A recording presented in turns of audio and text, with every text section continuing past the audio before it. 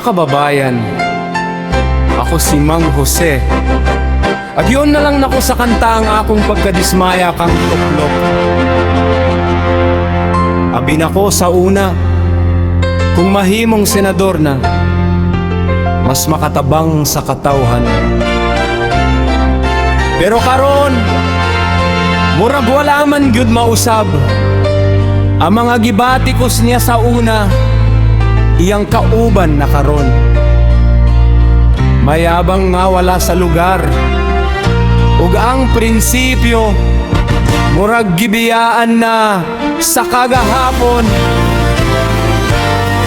Sa una kusgan sa mga pakikpulong, batok sa korupsyon niyang gipadayag kanunay. Daghanang mituo sa iyang baruganan, naglaom nga matinud-anon sa pag-alagad sa katawhan. Apan sa paglabay sa mga katuigan, daghang pangutana ang nangitag guba.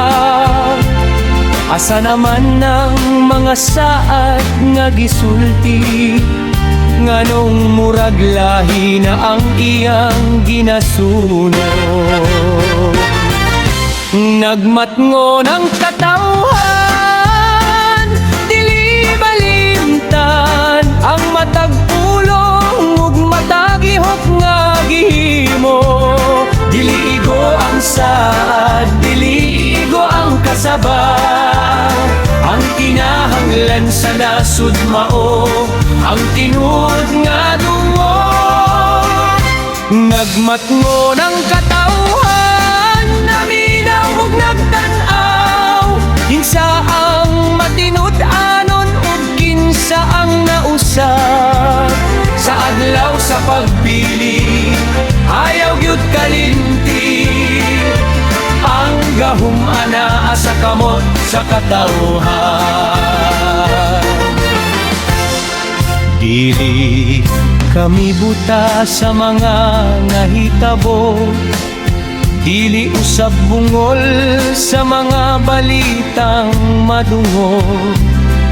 Ang respeto makita sa binuhatan, dili sa posisyon o sa dagkong pulong. Kung adunay sayop, kinahanglan manubag. Kung adunay prinsipyo, kinahanglan barugan. Kay ang pagsalig dili dulaan, kung magubalisod na ibalik pag-usab. Nagmatngon ang katawhan, dili malimtan ang matag pulong ug matag lihok nga gihimo. Dili igo ang saad, dili igo ang kasaba. Ang kinahanglan sa nasud mao ang tinud nga dunggo. Nagmatngon ang katawhan, naminaw ug nagtan-aw, kinsa ang matinud-anon ug kinsa ang nausab. Sa adlaw sa pagpili, ayaw gyud kalimti ang gahum ana sa kamot sa katawhan. Mga kababayan,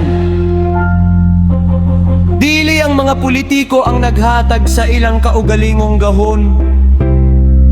Ang katawhan ang nagpahulam nini, ug ang katawhan usab ang adunay katungod sa pagpangayo og husay.